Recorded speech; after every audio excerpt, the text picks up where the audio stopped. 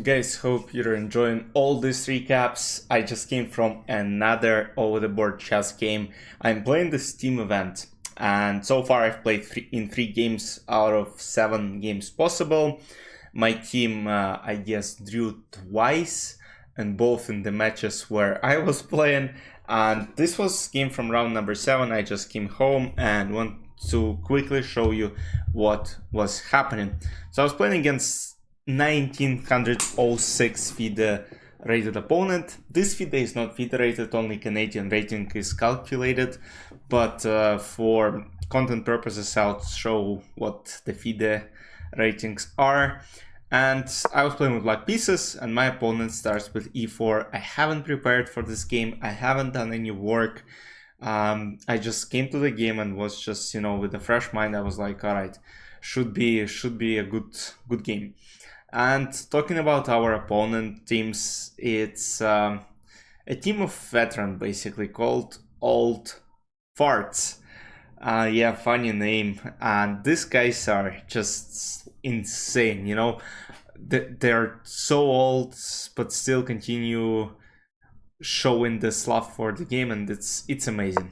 I played c5, he responds with knight f3, d6, and here he plays bishop b5, the move which I can't say I love playing against it, but I started thinking, like, I'm pretty sure he hasn't done any prep either, but the move that I've been playing in all of my games is bishop d7. But after bishop d7, it's more likely the game is going to be kind of in a very drawish flow, so I decided to finally go for something new and played knight bd7. Goes castle, I go knight f6, attacking the pawn on e4, rook e1, I play a6, chasing the bishop away, bishop takes, bishop d7.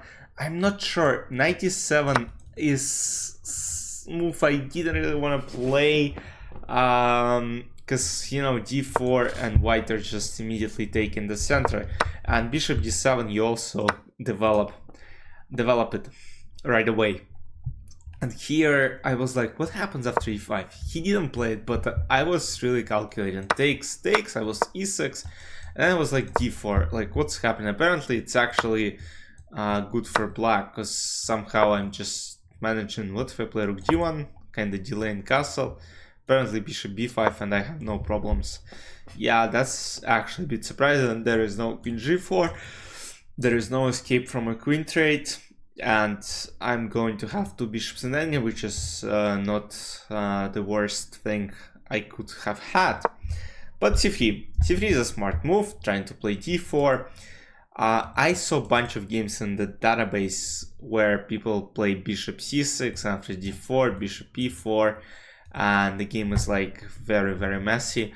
I was like, I played d5, and my idea was that d4, queen c7, it reminds us of some sort of Ryan Lopez positions, and there is only one thing which I kinda underestimated, but I was not the only one, because you see the position on the board and you will see how we got there.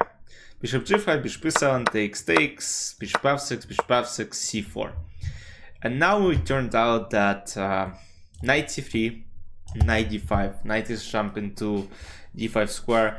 And to tell you the truth, and you'll see it during the analysis, I wasn't better in this game until move 49. So at this point I realized, okay, it's going to be a tough game because I don't really have any counterplay. Like, of course I was trying to eventually, but it's very hard to play on.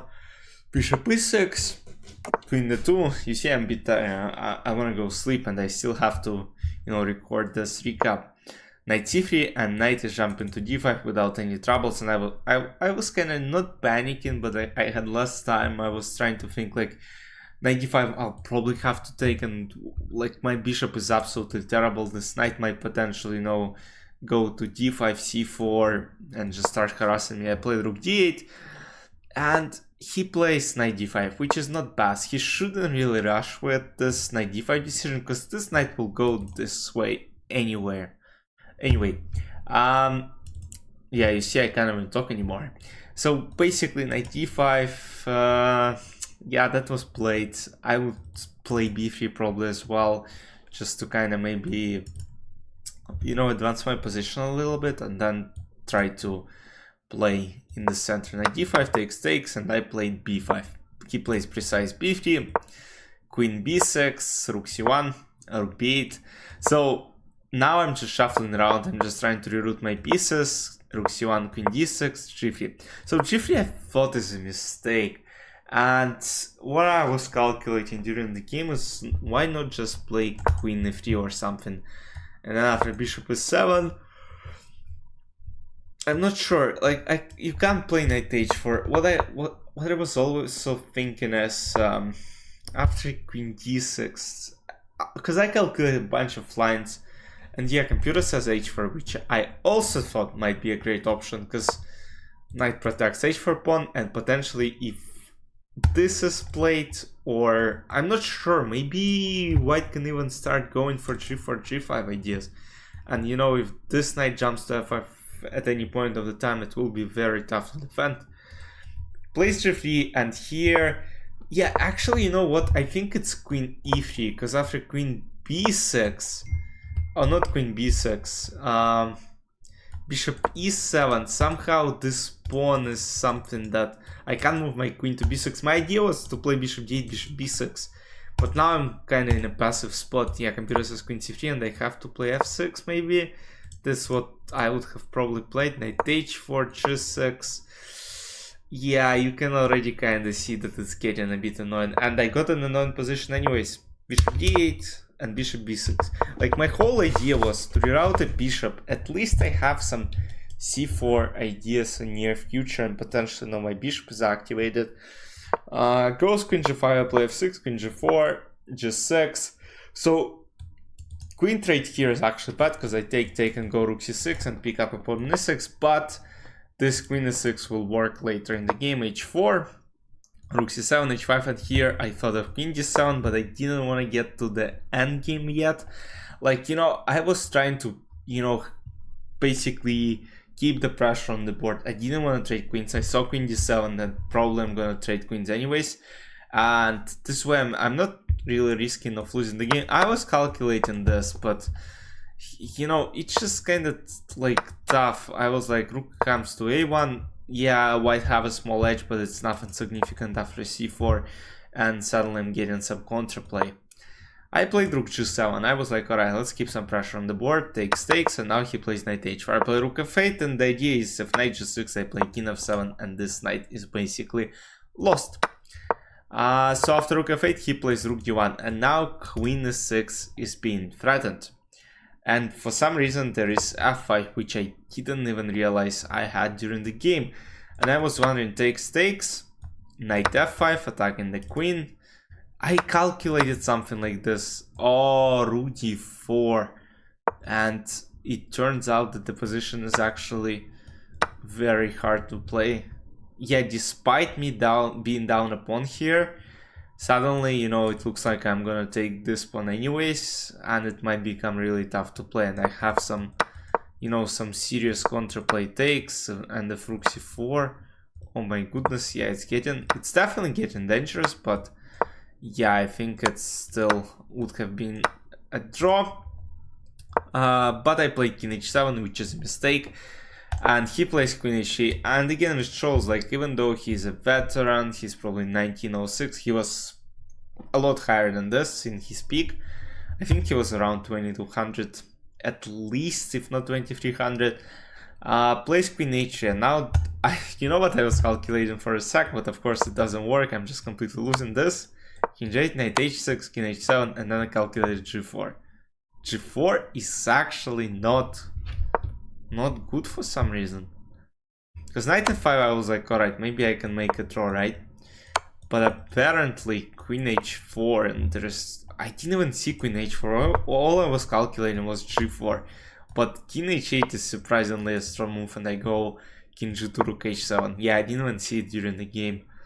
Yeah, gotta work on my calculation skills, but apparently, yeah, queen h4, but queen h4 is a weird move.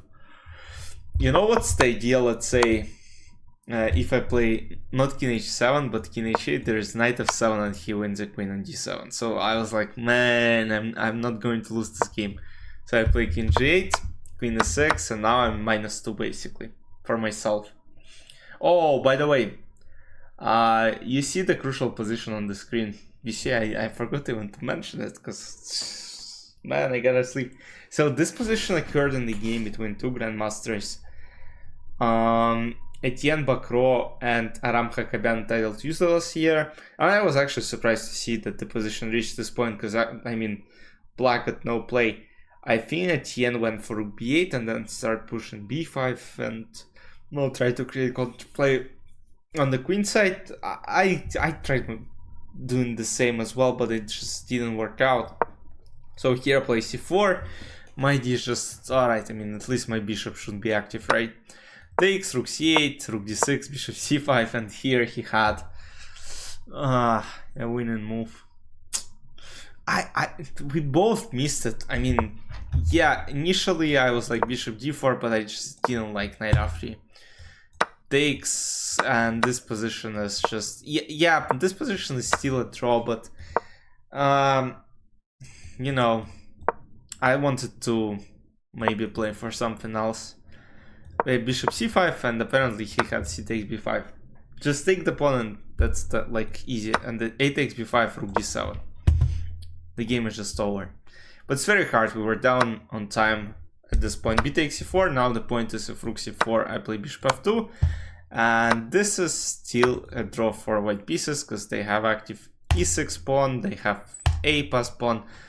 So it's still tough. King g2. Now bishop d4, knight f3, rook g c7, and now rook c6. And at this point I realized that I'm probably not risking to lose this game. And we had like 2 minutes each. c3, knight b3, king f8, king f7, king e2, rook c4, rook a4, king e6, and here he had rook c3. Here I would have just played probably rook a2 and just play this drawn rook endgame, and I think if I do something like this, yeah, this might be not the best idea, but still probably, yeah, I mean, this is a draw for sure. F takes e5, there was king e5, which I didn't really want to play, and there was move f takes e5, which I played in the game, rook e2, king d6, and look guys, like, I was about to offer him, and I was like, alright, we're both like down to a minute. I was like, alright, what's going to happen if I play on this position? Because I'm not risking to lose this one. It's very hard to lose for black. I have pass pawn potentially, you know, it's far, so, you know, why not play on? Especially with an old player who might get nervous getting lower in time, and it might be a good idea. Plays rook c2, and now for king e5 I'm completely winning. So in here, of course, it just, like, he should have started with rook f2. And after king e5, play rook f8 and just start checking behind. This, rook e8, king f6, king d4, c2. And after rook c8, probably we would have agreed to a draw very soon. But rook c2 and my rook gets suddenly active. Because he's not on time to check my, like, deliver any checks to me actually. Now the point is after rook f8, if he goes for rook f7, I just go rook a2, and now rook e7 check no longer works because I go king d6 attacking the rook, compared to rook on f8. That way, you know, king on d6 wouldn't attack and king would just take, right? And this is where like a couple of extra tempos come in. And so he plays rook h2, I play rook f8, and at this point I realized I'm just completely winning. Rook f3, rook g3, king f4, and after rook d7, he didn't even play this move because his time just went off and I won on time. Tough game.